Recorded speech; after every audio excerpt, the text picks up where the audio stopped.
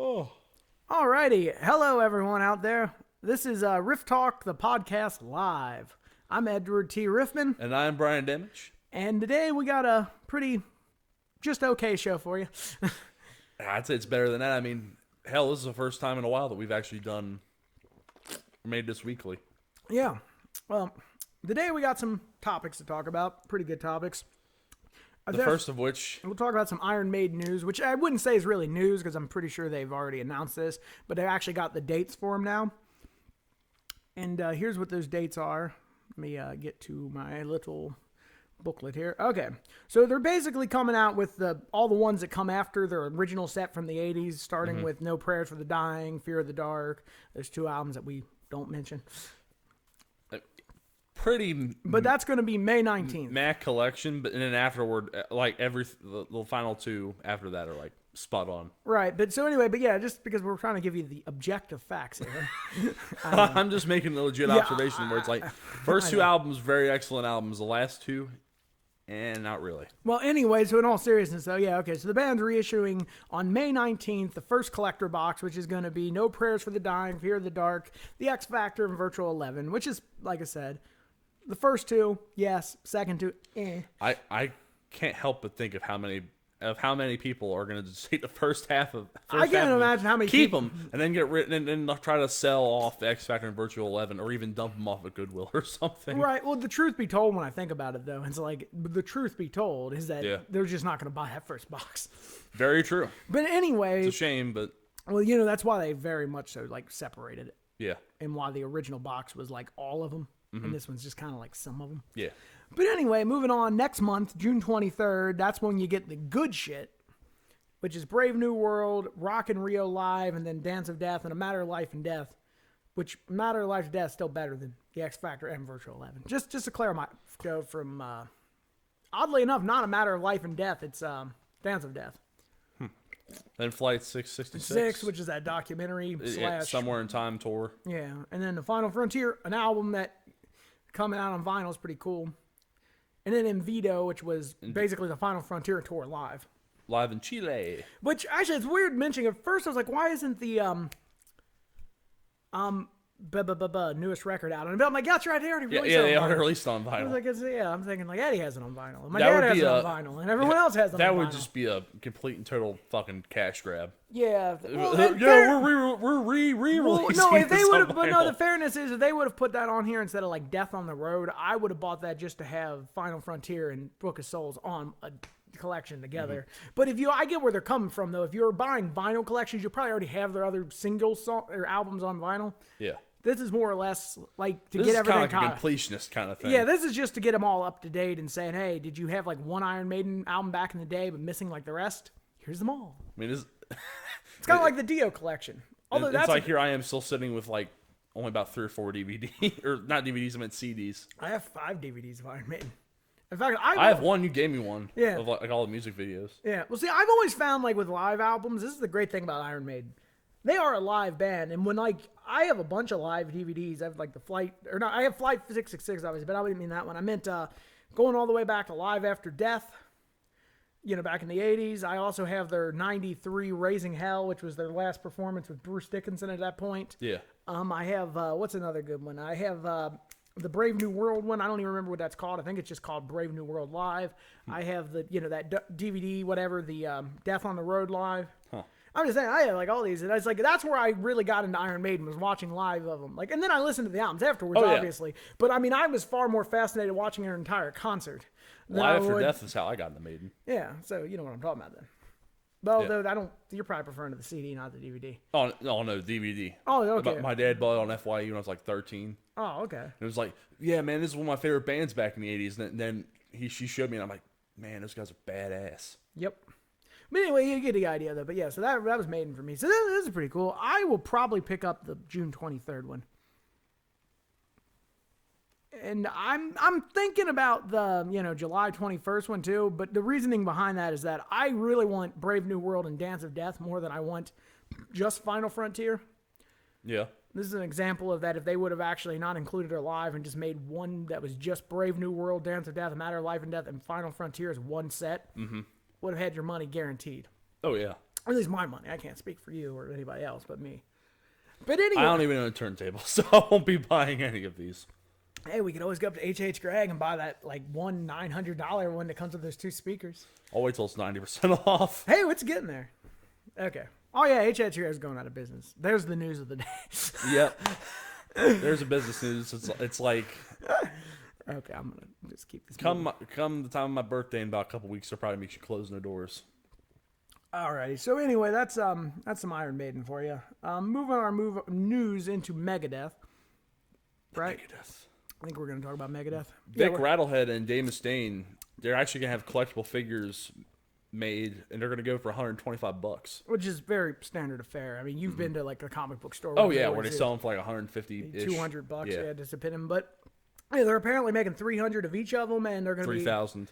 That's yeah. Okay, 3. I'm sorry, I'm reading from a distance. They're all here. hand painted. Yeah, well, that's good though. That means Oh it's yeah, a high that means quality it's, figure. yeah, They're going to make not them. like it's something mass produced. It means they're going to use a master mold, and then they're going to hire, honestly, probably Chinese people to paint it, but it's going to be a little bit more than if a machine just.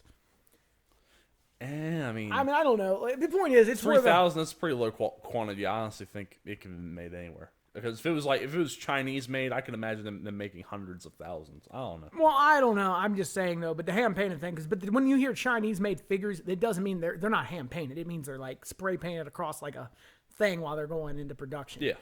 Point being is in the world of figures, like the little amount I know from more or less just hanging out with a bunch of weebs. Also, I'm pretty sure in our image select, our little gallery, one of these pictures actually is the figures, so you can check those out there. Yeah. Anyway, the point being, those are just, kind of cool. It reminds me of Iron Maiden's figures they used to have. They used to do all the Eddies. Pretty cool. Oh, wait, you picked up a couple. I remember it's like... Yeah, it's just kind of cool. I mean, they're just action figures versus these being more like statue figures. But still, I mean, as every metalhead knows, you want basically toys of your favorite bands. Yeah. I mean, I don't give a shit who you are. You can't necessarily call a model a toy. I mean, it kind of is, but it kind of isn't. But it's like... It reminds me of your dad's model of Ed Force One. But to be fair, though, he didn't buy because he wanted a model of a plane. He bought because what? Ed Force fucking One. That's my point.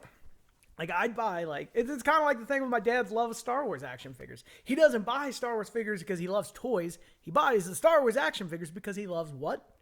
Star Wars. Yeah. And Star Trek. And a lot of other stuff that just, it's questionable at best. No, I was joking. Anyway, in all seriousness, though. But yeah, so anyway, that's that whole thing with that. I mean, that would be kind of cool. I don't know if I want Dave Mustang just because it's Dave Mustang. The Vic Rattlehead from, I think it was Peace Cells, looked pretty badass. Oh, yeah. That'd be pretty cool. And then I'm hoping they do well, and then we'll get a line of every Vic Rattlehead, like get the Rust in Peace one, get the, all the like. Get the more Killing iconic. Is My Business, but hopefully not the original, like the remake. Like, hopefully not just like, oh yeah, here's just a piece of plastic skull. Yeah, that's also probably one of the images in our little thing. So from last week, so yeah. Yeah. Anyway, moving forward though, anyway, in the news of Megadeth, since they actually got a couple weird points to talk about, the next one is that I guess he was on Full Metal Jacket or Jackie. Full Metal Jackie, the podcast or whatever, a couple weeks back, and he was just saying that they're starting to do the writing process for the next record. The quote from Dave said, "We're starting to do the songwriting this year while we're out on the road and start to get the songwriting process going." Yeah. And he's basically put that with, which will be good for us to start putting the pen to the paper and writing stuff. Which I'm sure next year we'll have another Megadeth record, right? But see, that's what worries me, because in the very next interview he does about couple days after this, he's on what was that, an interview with South China Morning Post.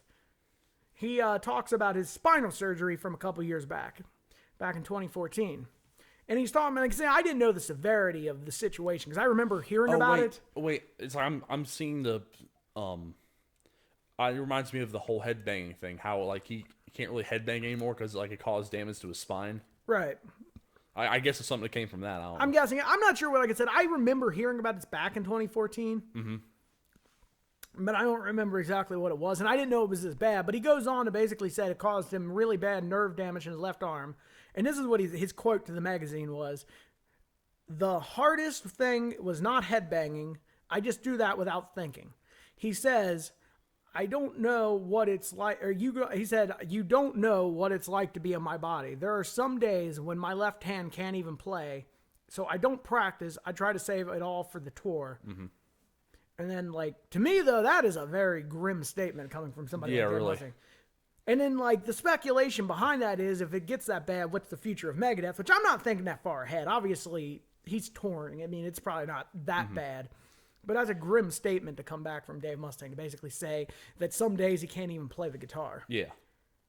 Which kind of makes me think, like, I don't know, I kind of feel like the preservation from not practicing, I guess when he's on tour, I'm sure it's a little bit different when he's not on the road. Right. I know what he's saying, though. Like, you know, like a lot of bands do full rehearsals before they even go on stage.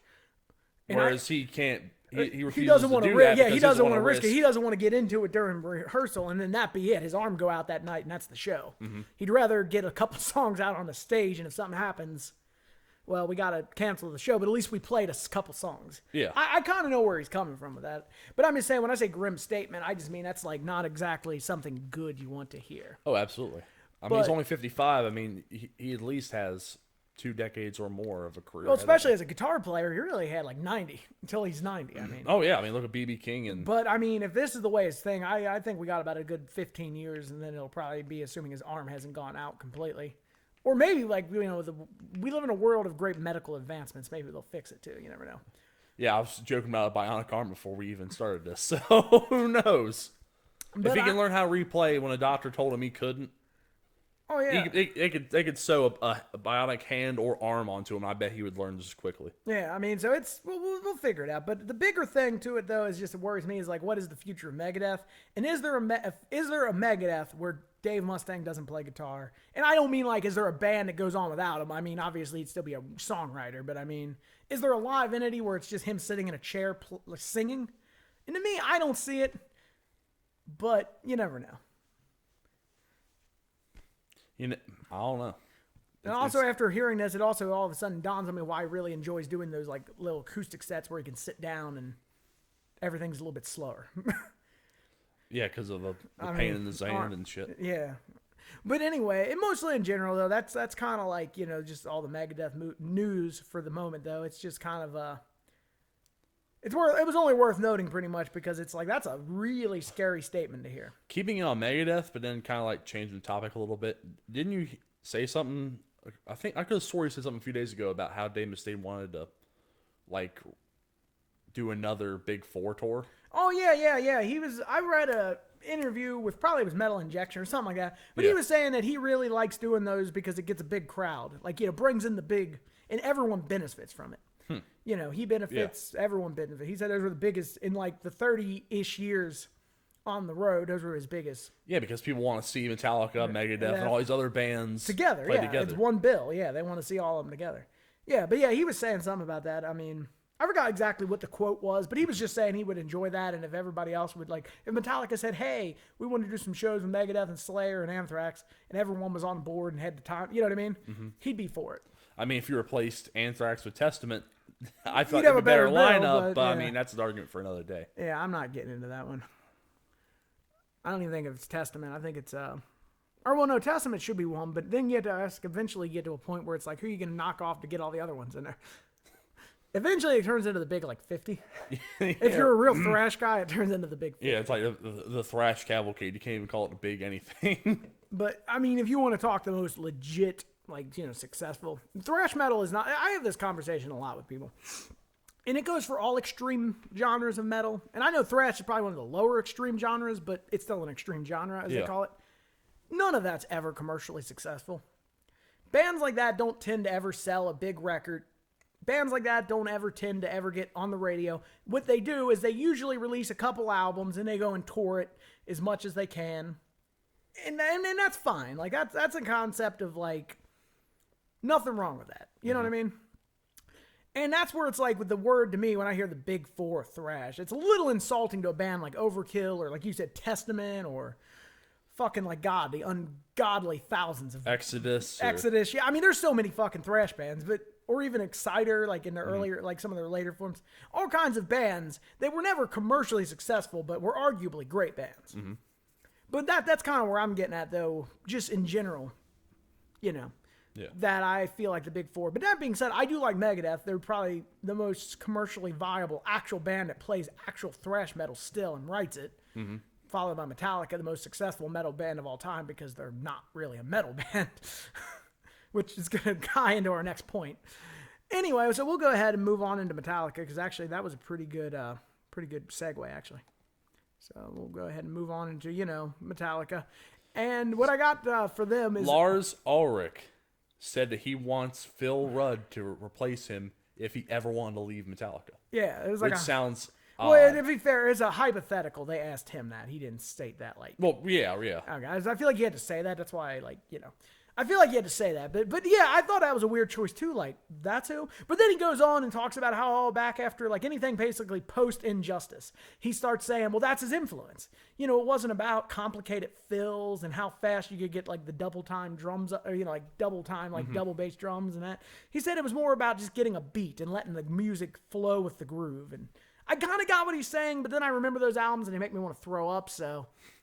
But then that would be an end to anything that's not, anything from the first four albums, the four great albums that Metallica made. Yeah, let's be honest. There's really one record that's truly a Metallica record as a whole in the thrash genre, and that's Kill 'Em All. And that's because it was written by Dave Mustaine. Yeah, really.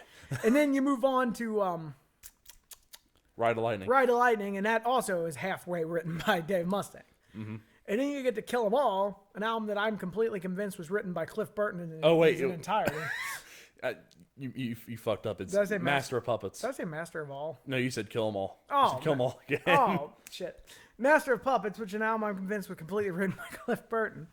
Because I honestly would have followed you up there if you'd said Master of Puppets. But yeah. Cliff Burton pretty much wrote a good portion of that. Yeah, that and James just coming up with riffs. Moral of the story was, though, is that they were going all that stuff. But anyway, Kurt, this ain't a Metallica discussion. It's much as just me pointing out shit. Mostly because I feel like half these points we've already discussed 8 times. But whatever. So, but he said that was a big influence of him and all the post-Injustice, and I was going to say I can tell. But he also stresses, though, because this was a hypothetical question asked to him, not something he wanted to state. Mm-hmm. He just kind of, thought about it. But anyway, he stresses, though, that the band will continue as it is, and he doesn't see a future that is a future without James, him, or Kurt in any fashion. Meaning Kurt leaves, that's the band, at least to him.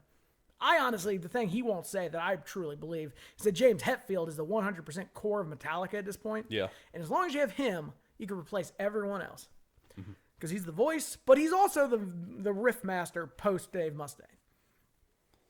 Pretty much, I mean. And that is what they won't let Kirk Hammett write anything hardly. Yeah, watching him in the studio is weird. I mean, even though he's a guitar player and he is writing the lead, in the terms of they're saying, okay, well, this song's an A and we want you to play this. I was watching them in the studio doing just on Hardwired. He'd come up with something that he likes, and then Lars would be sitting there like, well, no, I don't like that. Try it this way. And, to me, it's for the best that, well, first off, that Dave Mustaine left, but then second, that's duh, look at the fucking awesome shit Megadeth's done. But also, second, it's how could Kirk Hammett put up with it besides money? Because, that's obvious. Well, he makes $19 million. Again, the money. I guess if not for the money, he would fucking balk at virtually everything they're doing up to where it's fuck, I'm out of here. I can't say too much because being in Megadeth is equivalently the same thing, I imagine, in a studio. But in Megadeth, that Megadeth might as well just be called Dave Mustaine. Yeah. It's not even trying to pretend. Statements like this, if Kirk Hammett left the band, there would be no Metallica. Statements like that are overshadowed by the fact that you guys are an entity. I could say that they are a group that does have Kurt has written for him in the past, and probably will. I know the big thing with Kurt Hammett on Hardwired is that he said he had a bunch of riffs ideas and he ended up losing them. His cell phone got lost, and he's pretty sure the riffs got leaked, and he didn't want to use anything that people might have heard because they wanted to keep it fresh. Yeah, as he used it. Or as he said it, and that's fine, but my truth to it is that I don't think James Hetfield approved anything he wrote, because I think James Hetfield very much so wanted to have a straight up, legit thrash record, for the most part. Obviously there's parts of it that are a little less thrash, but I think the elements that James Hetfield wanted were definitely straightforward, heavy, and fast. And I don't think Kurt Hammett writes that way anymore. There's just nothing about the way I see Kurt Hammett as a person tells me that he's writing, example, Spit Out the Bone. Yeah. That is something that comes strictly from like James Hetfield's desire to want to gain back fans that he left behind long before. You know what I mean? Like long ago. Whereas Kurt Hammett's still like, let's be Jimi Hendrix Experience 2016, man. Wah pedal. I'm not necessarily against. I don't know. I've noticed that you have like this fixation like against the wah wah pedal. No, I have a fixation against Kurt Hammett because there's a place for wah pedal. It's not on a fucking metal record. In small doses, but you know what? Kirk Hammett does overdo it, and we can definitely. And it gets to this like overshadowed point where people like seem to implicate the wah pedal into metal. Like I remember you remember me and you watching that How to Sound Like Iron Maiden video that I'm going to prefer not to say who did it, but you know what I'm talking about because I actually like those guys. I just didn't get that video. Mm-hmm. They do a How to Play Iron Maiden, and the guy automatically assumes, oh, well, because Kurt Hammett from Metallica plays with a wah on every one of his solos to the point where it's over-fucking whelming and annoying, the guys from Iron Maiden must too. And then he does that fucking Number of the Beast solo, and it's just like, but the fucking wah is eating it alive. Like to the point where there is no fucking wah on that solo, period. Where the fuck that guy got that, I'll never know. I have no idea. He wasn't paying attention to it, I guess. I'm just saying, like, I mean, there's a lot of, like, weird effects on the album, like, that make it sound different. But, I mean, I've seen that solo played hundreds of times live. There is no wah. You do not see Dave Murray here with a wah pedal on the foot. But my point is that that's the thing. I don't hate the wah pedal. I hate the overuse of the wah pedal. And with fucking Kurt Hammett, it's 100% that he thinks he's fucking Jimi Hendrix. Yeah. And I mean, there's nothing wrong with thinking you're Jimi Hendrix. It's just, there's a time and a place for it. Kurt Hammett reminds me of a guy that if he would have went on a solo project in 1994 instead of being in Metallica, we would have probably skipped 2 very bad Metallica albums. Because James Hetfield would not have. I don't give a shit what anyone says. Regardless, Okay, well, I've even gone on here talking about that, so I'm just letting you continue. Okay, well, I was just gonna say because I goddamn guarantee you that fucking James Hetfield, left to his own devices in a studio with absolutely no other influence in 1994, would not have wrote what came out of that. And I believe that because I believe a lot of James Hetfield's thing is that he was in a very bad place and he was willing to listen to external influence. Yeah. Like that's that whole thing with his dad at the time and the cancer and ended up dying and dealing with a lot of the emotional. That's a lot of that stuff that led to the alcohol. You know what I mean? Mm-hmm. But in that time period, he was very open to that like suggestion. James is kind of like a guy that doesn't know how to handle what's going on, so he just drinks a lot and just does whatever. Whereas Lars and Kurt are both these fucking like, you know, pretentious dickholes that are like you pointed out. Like they love this fine art. And it's like, ooh, look at this album cover. It should like this art. It should be our album cover because it says, "The fuck is this?" Anyway, to move on though, I mean, I'm just saying I have my issues with that. Mm-hmm. But anyway, on other Metallica news, that's probably a tad bit more for a better cause than him talking about how he wanted Phil Rudd to replace him, hypothetically, is Metallica last night. They were actually on Facebook Live. Yeah, they were on Facebook Live. Now that we're live. Yeah, but it was actually for charity because they have a charity that like does something for like raising money for school music programs and stuff, which is cool. Which is a very good thing. Cause, oh yeah, but oh my god, it also helps all the schools out there that are losing their funding. Yeah, and they're just pushing it into STEM stuff, which is fine. But I mean, it's like you have to leave something aside for the arts. Yeah, but anyway, it also helps like feed school lunches for kids who can't afford, like their parents don't have the money. Yeah. So it's a bunch of good stuff for the school. I think that program's called Metallica's All Within My Hands Foundation. Mm-hmm. Yeah. But anyway, so they did 4 songs at their rehearsal for, I think it was a couple hundred fans of their from their fan club. Atlas Rise, For Whom the Bell Tolls, Now That We're Dead, Battery. Yeah, Battery. But yeah, so they were on there, I think it was like about 45, 50 minutes, just them doing their like rehearsal. And damn, they must have gone on some like long-winded jams there, because I watched those 4 songs combined are only about like those are the only songs they did in 15 minutes long. Those are the songs they did in their entirety. Like I was watching a part of it, and after Atlas Rise, they go into a quick rendition of "Spit Out the Bone" for about 1 minute. Okay. And then for some reason go into "For Whom the Bell Tolls" in its entirety. I'm not sure what exactly. But either way, yeah. And plus, I didn't get to the end of it. The last 30 minutes of it, for all the hell I know, might be them just talking to the audience or something. Mm-hmm. But anyway, that was the thing. They did it for charity, and that's good to hear. And then I think it's like, apparently it's on YouTube, so anyone want to check? Yeah, you can go check it out. Yeah, go ahead and check it out. And I'm pretty sure it's still on Metallica's Facebook page too, under their previously streamed live events, because I think everything stays up for 48 hours. But I was gonna say, the quote was that from Lars was that we're just excited to play in front of a small crowd and share our what basically says to share some of our rehearsal and pre-production of the show with our friends around the world and our fans. And, he's just going on about, I mean, again, you get what I'm saying. Yeah. I'm not going to keep running on this point. I mean, it's not a big one. I just thought that was kind of cool that they did that. I thought the coolest thing was it was for charity. Mm-hmm. Because that's one thing it's similar to if you like your artist, you support them, go fucking buy their albums. Another thing is we aren't going to have any future artists if our school system doesn't teach fine arts. And I don't mean fine arts like the, stuffy fucking like music and band. Like legit like fine arts. Like, I mean, look, not every kid wants to play classical. Not every fucking kid wants to, fucking be in band and be a little fucking goddamn dweeb running around fucking playing a fucking fiddle. Let me put it this way. There needs to be actual guitar teaching in a school that teaches you fundamental music theory, and then that can be applied in any way the kid wants to. Not a whole lot of schools do that. No. I don't think any schools hardly. I mean, I met like my history teacher did like a guitar class. Mm-hmm.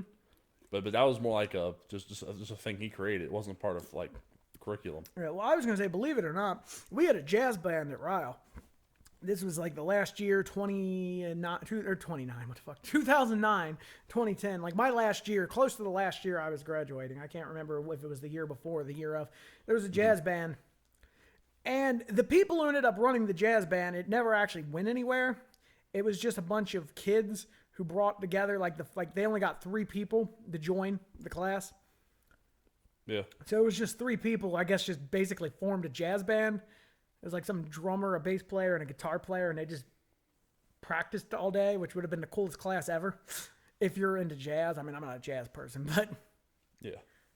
But it's the equivalent of like marching band, but we're going to play jazz. But here's the whole thing of it is I'm just saying, music theory classes, like, when you're in middle school, you should have an option to take instead of art. Like, I'm nothing wrong with art, but if you don't want to take like art classes and like drawing or something like that, you should have an option to take basic music theory. 100% believe that. Like, you know what I mean? Mm-hmm. Like maybe learn like a couple chords on a little ukulele or a guitar, something to get your like fundamental idea of this is what a shape of a chord is, this is what it is, and then say, okay, well, these are chord progressions, teach them something. Yeah. And then, but the truth of it is we're at a point now where in 20 years from now, there won't be any music, any art, anything that isn't math and fucking like a curriculum at school. And that saddens me because, I get it. Math's important. But if a kid can't express himself here, there's no reason of having this. And also, fuck math, rock and roll for life. What's wrong with math rock, man? It's fucking shit! E equals MC squared. Also, the math metal is what I think we were referring to, and it's apparently a form of metalcore, so... Yes, yeah, fuck that. Anyway, but for real, okay. But anyway, I was just saying... I think it's mathcore and nerdcore. Is actually the real name for it. I'm somewhat insulted by that. As a nerd who loves heavy fucking metal, that is just offensive to me. Anyway, we're going to move now on to our final topic here. I think we went too much on the Metallica part. Oh, wait, never mind. Nerdcore's hip-hop. Never mind. Is that shit where it's like them rapping about Star Wars? Which is actually hilarious, but like not like something I really want to do. Well, anyway, that's fine. So now we're moving on to a band that I personally literally would like let live in my house if I could. Anvil. Those Canadian rock and rollers from back in like 1970. Yeah, we saw them back in June. Yep. But really what I want to talk about, I have like a whole thing written here, but I don't want to go too much into detail of all of it. Basically, the 2 main things I want to point out that I'm excited about. Anvil is doing a new album.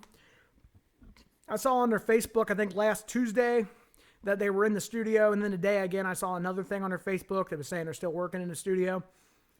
And it was just there was no songs, but it was like a video of them, like with some like funny like music over it of them just rocking out in the studio. It's kind of funny.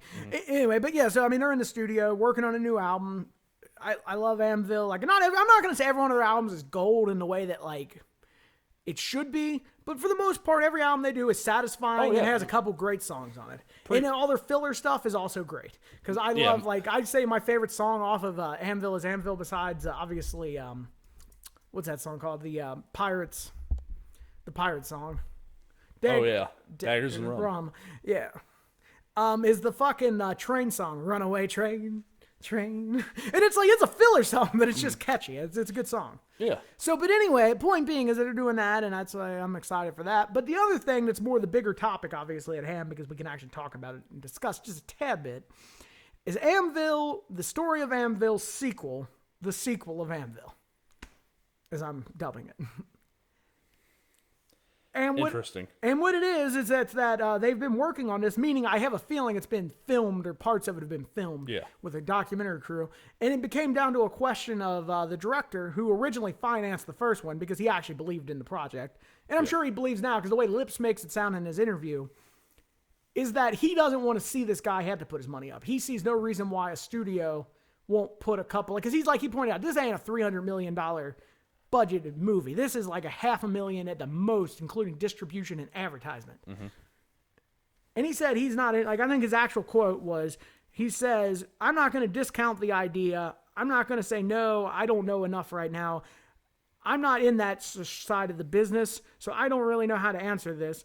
But what I will say is that the first Anvil movie did extraordinarily well, so I see no reason why there wouldn't be interested, and by that financial means, for a studio to fund it, because it's like, it's a real story. It's not like one of these bullshitted, like, reality TV bullshit, is I think what he was getting at when it's reality. Yeah. It's like real reality. Yeah, I think he puts it as it's a fucking living, breathing fucking story. Not Honey Boo Boo goes to a pawn shop with duck hunters. Yeah. None of that. Yeah, but basically it said it's a living, breathing fucking story, and why not continue the real story?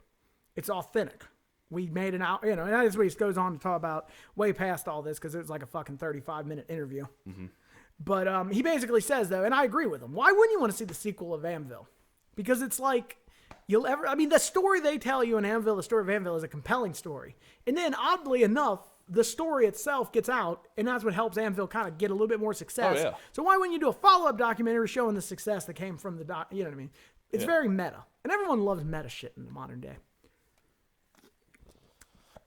But anyway, it all comes down to he needs that, and he doesn't actually feel very confident that a studio will give him that money. And he doesn't really want to see the guy put his own money up, just because he, at this point, doesn't feel they should have to. When you know what I mean? That would be like if somebody made $1 billion movie, like made $1 billion box office on a movie, and then the next movie, the studio said, well, the last one was a great success, but you're going to have to fund this one. Like, if it's just, I kind of know what he's saying. I mean, I know documentaries are different, but there should be no reason. Anyway, but yeah, here's what I think his final statements was. It's like the final question will be up to who's going to open up their wallet. Yeah. And then he laughs.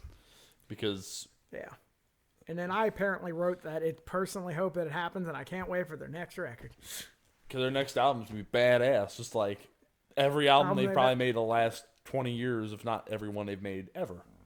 I would argue their lowest album was their, what was that one from 88? Plenty of Power? Yeah, I think.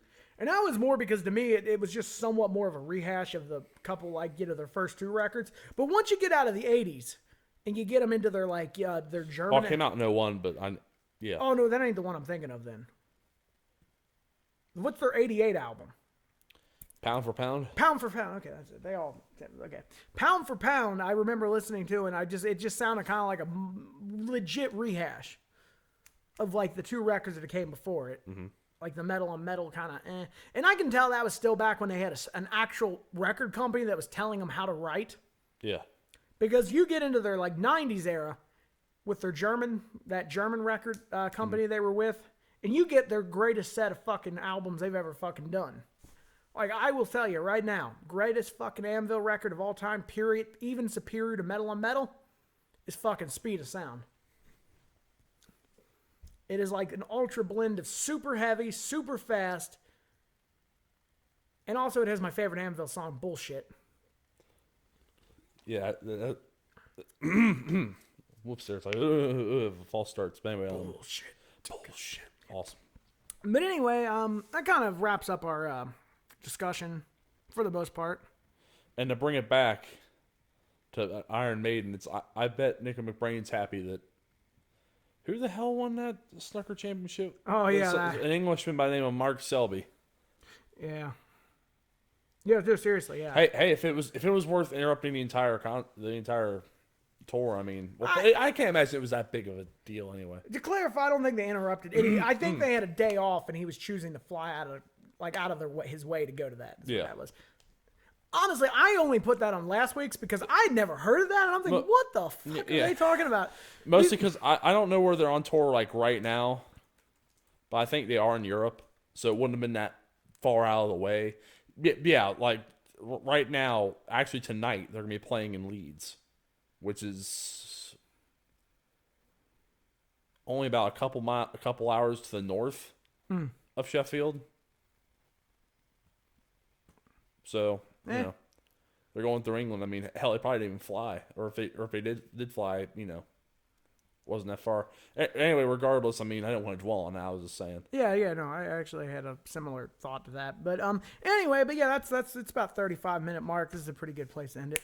I've been Edward T. Riffman. And this is Brian Damage, and I hope you have a great week of metal. Fuck math, rock and roll. And Nintendo Core, which is also a thing. Okay. Also, there's also Hentai Core. I'm not surprised, but anyway, let's just end this. Yeah, this has gone downhill. Keep on thrashing, everybody. Keep on pounding. Keep on pounding. Yeah. All right, for real, huh?